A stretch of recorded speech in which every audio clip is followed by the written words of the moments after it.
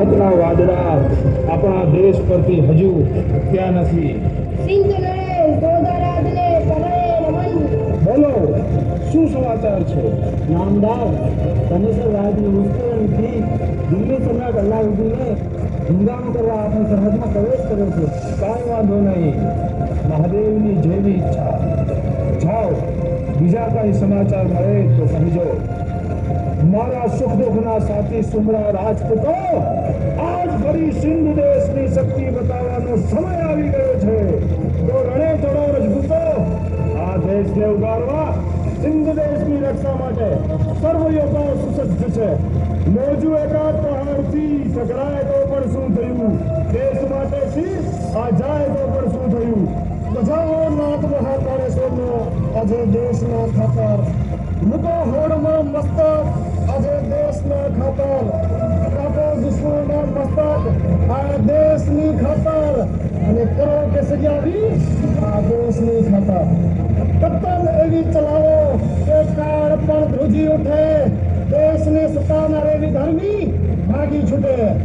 શાબાશ મારા વીર યોદ્ધાઓ, શાબાશ. હાથ સુમરાઓ, જાઓ, તમે ઉમરકોટના કિલ્લાનું રક્ષણ કરો.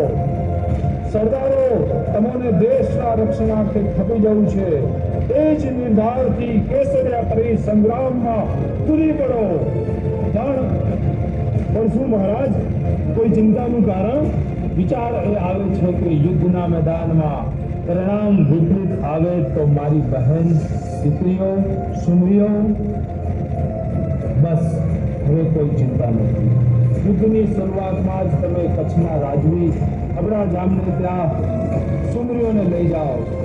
જે એક નાનકડી કાંકરીને પણ શરણે આવ્યા પછી પાછી મૂકે નહીં, તે પોતાના પ્રાણ આપીને પણ સુમરીઓનું રક્ષણ કરશે. વાહ, આપની વ્યૂહરચના અજોડ છે મહારાજ, આપની વ્યૂહરચના અજોડ છે.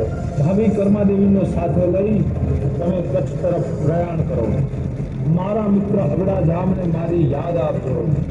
બાકી દિલ્હીના આ નરાધમને હું મારી તલવારની વાતો સંભળાવીશ. આ રગ રગમાં રમી રહેલું વીરતાનું જુનૂન છે. એક ગામમાં ઝટકા કરે આ સુમરાનું ખૂન છે. અમોને અમારા ધર્મ અને દેશનું અભિમાન છે.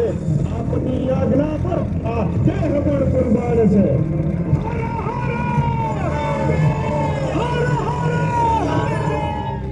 આ બાજુ